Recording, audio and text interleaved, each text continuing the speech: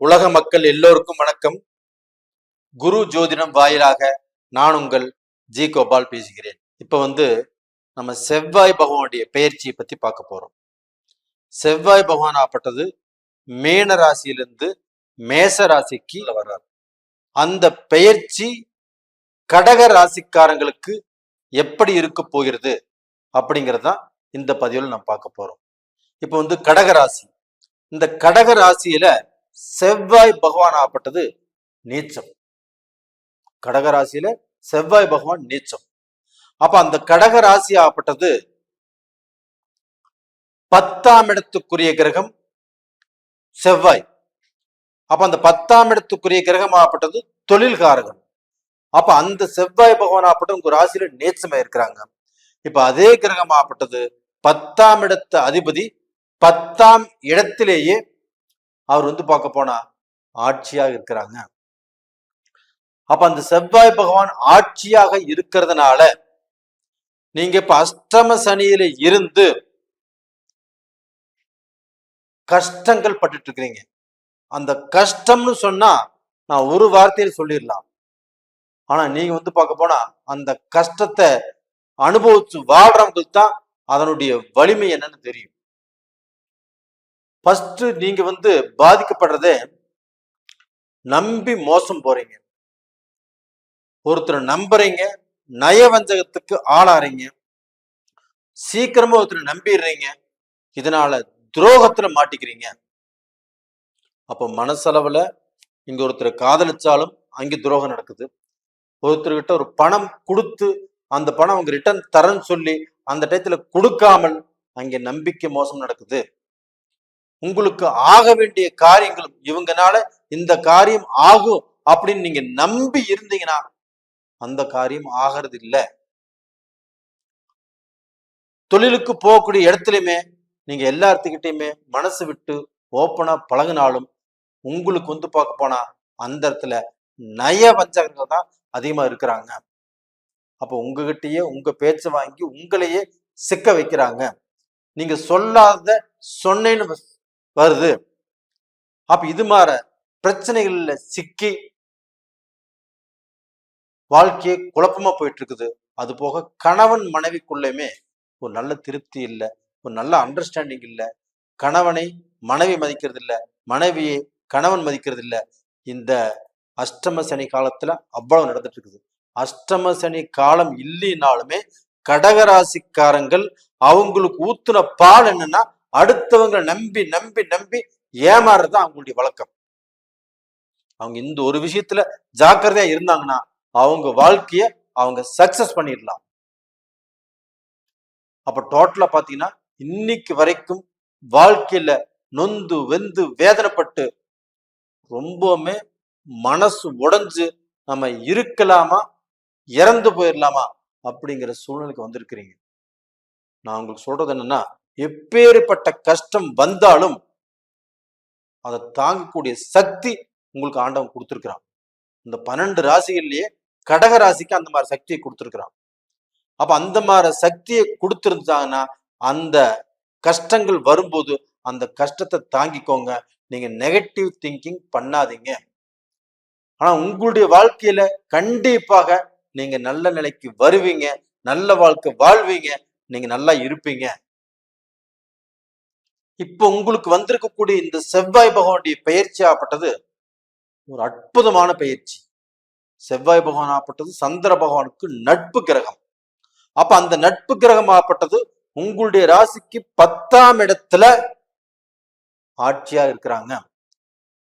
அப்போ இந்த பீரியட்ல நீங்க கடன் பட்டிருக்கிறீங்க, தொழில் லாஸ் ஆச்சு, வேலை கிடைக்கல, வேலைக்கு போக முடியல, வேலையில பிரச்சனை, எல்லாமே ஒண்ணு சேர்ந்து உங்களை வளர விடாமல் கடன் கஷ்டம் அப்படிப்பட்ட வாழ்க்கை வாழ்ந்துட்டு இருக்கிறீங்க. அப்படிப்பட்டவர்களுக்கு அந்த 10ஆம் இடம் வலுப்பெறுகிறது. அந்த செவ்வாய் பகவானாவே ஒரு ரத்தம் சம்பந்தப்பட்ட கிரகம். அதே சமயத்துல ஒரு சகோதரகாரகன், ஒரு பூமிகாரகன். அது போக ஒரு ஜாதகத்துல ஒரு பெண்ணுக்கு கணவரை குறிக்கக்கூடிய கிரகம். அப்ப இவ்வளவு காரகத்துவம் இருந்தங்காட்டித்தான் அந்த செவ்வாய் பகவான் ஆப்பட்டது ஜாதகத்தில் ரொம்ப முக்கியமாக கருதப்படுகிறது. அப்படிப்பட்ட செவ்வாய் பகவான் உங்களுக்கு 10ஆம் இடத்துல ஆட்சியாக இருப்பது மிகப்பெரிய யோகம். யோகம், இதை நம்புங்க. கண்டிப்பாக இந்த செவ்வாய் பகவானுடைய பெயர்ச்சினால உங்களுடைய வாழ்க்கையில ஒரு வளர்ச்சியை நீங்க பார்ப்பீங்க. அப்ப அஷ்டம சனி எவ்வளவு கஷ்டத்தை கொடுத்தாலும் அது கூட இந்த செவ்வாய் பயிற்சி இருக்கிறதுனால கண்டிப்பாக நீங்க வாழ்க்கையில நல்ல நிலைமைக்கு வருவீங்க. அப்போ இந்த சமயத்துல யாராவது புதிய தொழில் தொடங்கலாம்னு இருந்தா கூட தாராளமாக இந்த 1.5 மாசத்துக்குள்ள நீங்க தொடங்கலாம். அது போக நீங்க புதிய தொழிலுக்கு முயற்சி பண்ணலாம். உங்களுக்கு ப்ரமோஷன் கிடைக்கும். ஒரு பிசினஸ்ல இப்ப கடந்த காலத்துல நீங்க லாஸ் ஆயிட்டீங்க, இந்த பீரியட்ல அதே பிசினஸ் நீங்க எடுத்து செய்யலாம். உங்களுக்கு வேலையாட்கள் கரெக்டா அமையல, வேலையாட்களுக்கு வேண்டிய வசதிகள் செஞ்சு கொடுத்தாலும் அவங்க உங்களுக்கு அமையாம போயிருந்தா கூட இந்த காலகட்டத்துல கண்டிப்பாக உங்களுக்கு நல்ல வேலையாட்கள் அமைவாங்க. அப்ப நல்ல வேலையாட்கள் அமைஞ்சு உங்களுடைய செஞ்சுட்டு வரக்கூடிய தொழில்ல அவங்க பார்க்கணும் மேன்மைப்படுத்தி கொடுப்பாங்க. உங்களுக்கு வேலைக்கு போனாலும் வேலை கண்டிப்பா கிடைக்கும். வேலை செய்யக்கூடிய இடத்துல உங்களுக்கு எத்தனை போட்டி பொறாமைகள் எல்லாமே இருந்தாலும் அது எல்லாமே இந்த பீரியட்ல ஒர்க் அவுட் ஆகாது. அங்க நீங்க தான் ஜெயிப்பீங்க. தர்மம் வெல்லும். அப்ப கடகராசிக்காரங்கள் இந்த பீரியட்ல நீங்கள் வாழக்கூடிய டைம் வந்தாச்சு. அப்ப உங்களுடைய வாழ்க்கையில உங்களுடைய நிலை மாறும், உங்களுடைய தகுதி மாறும், உங்களுடைய அந்தஸ்து மாறும். உங்களை யார் எல்லாமே நீங்க வாழ்க்கையில முன்னுக்கு வரமாட்டீங்க. நீங்க அழிஞ்சு போயிருவீங்க. நீங்க பார்க்கணும் உயர்வதற்கு வாய்ப்பே இல்லை. நீங்க குடும்ப நடத்துறதுக்கு சரியில்லை, உழைப்பதற்கு சரியில்லை, ஒரு பிசினஸ் பண்றதுக்கு சரியில்லை அப்படின்னு யார் எல்லாமே உங்களை குறை கூறினார்களோ அவங்க எல்லாமே மூக்கு மேல விரல் வைக்கக்கூடிய அளவுக்கு உங்களுடைய அசுர வளர்ச்சி இந்த பீரியட்ல கண்டிப்பாக இருக்கும். கடகராசிக்காரங்களே, நீங்க கஷ்டத்துல ரொம்ப நொந்து போய் இருக்கிறீங்க. இந்த பதிவை நம்பலாமா நம்பக்கூடாதா அப்படிங்கிற குழப்பங்கள் இருக்கும். கண்டிப்பாக நம்புங்க, பாடுபடுங்க. உங்களுக்கு பவர் உங்களுக்கு தான். அது போக பாத்தீங்கன்னா உங்களுடைய ராசிக்கு 12ஆம் இடத்தை உங்களுடைய ராசியவே அந்த செவ்வாய் பகவான் பார்க்கிறார். அப்ப உங்களுடைய ராசியவே அந்த செவ்வாய் பகவான் பார்க்கும்போது உங்களுக்கு ஒரு நல்ல ஒரு தைரியம் வரும், ஒரு தன்னம்பிக்கை வரும், ஒரு வீரம் வரும். நெகட்டிவ் திங்கிங்ஸே உங்களுக்கு வராது, எல்லாம் பாசிட்டிவ் திங்கிங்ஸே வரும்.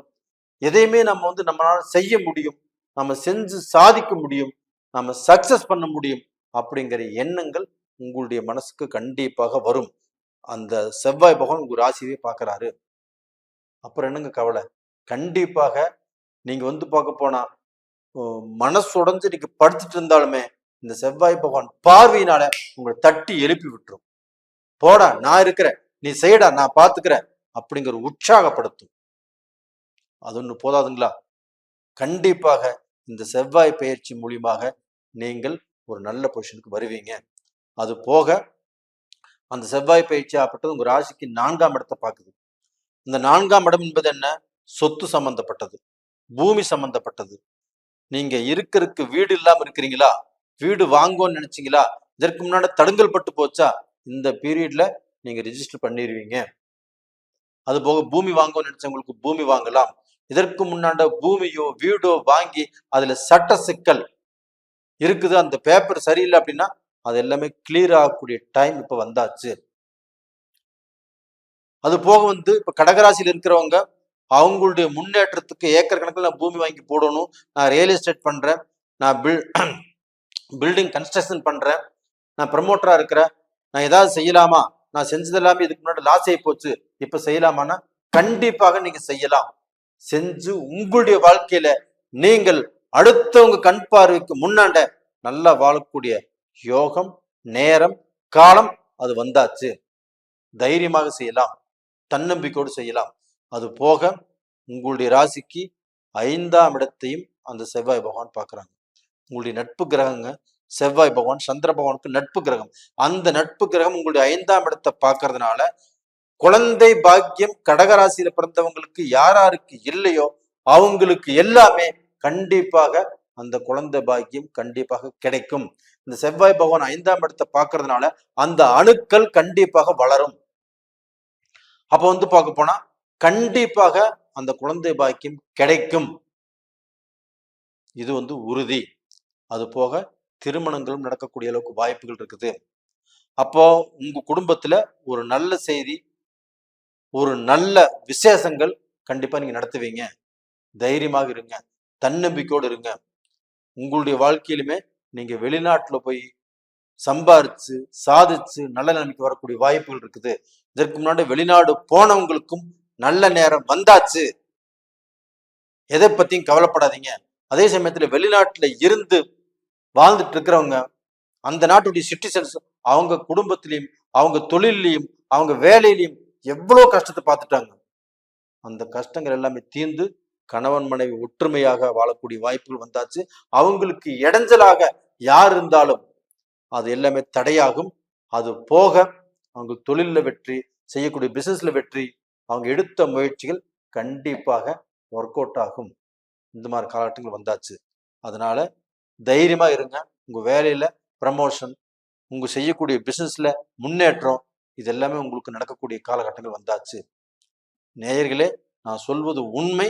இது கண்டிப்பாக நடக்கும். கடகராசியில பிறந்த பெண்களாகப்பட்டது அவங்களுக்கு இந்த பீரியட்ல வரன் தேடுறீங்கன்னா கண்டிப்பாக நல்ல வரனாக அமைவதற்கு வாய்ப்பு இருக்குது. அதற்கு காரணம் செவ்வாய் கணவர் சம்பந்தப்பட்ட கிரகம். அந்த செவ்வாய் பகவான் உங்களுடைய ராசிக்கு 5ஆம் இடத்தை பார்க்கறதுனால உங்களுக்கு நல்ல பொறுமையான அன்பான ஒரு நல்ல கணவர் கிடைப்பாரு. கடகராசியில் பிறந்தவங்களே கண்டிப்பாக நீங்க நல்லா இருப்பீங்க. நேயர்களே, இந்த பதிவு பிடிச்சிருக்குன்னு நினைக்கிறேன். பிடிச்சிருந்தா லைக் பண்ணுங்க, சப்ஸ்கிரைப் பண்ணுங்க, ஆல் அப்படிங்கிற பெல் பட்டனை பிரஸ் பண்ணிக்கோங்க. உங்களுடைய ஜென்ம ஜாதகத்துல நடக்கக்கூடிய தசாபுத்தியில் சாதகமா பாதகமா இதை மட்டும் ஃபர்ஸ்ட் தெரிஞ்சுக்கோங்க. அப்படி தெரிஞ்சுக்கணும் அப்படின்னு நினைச்சா கீழே 2 நம்பர் கொடுத்துருக்கிறோம், கான்டாக்ட் பண்ணுங்க. உங்களிடமிருந்து விடைபெறுவது உங்களின் ஜி கோபால். நன்றி, வணக்கம்.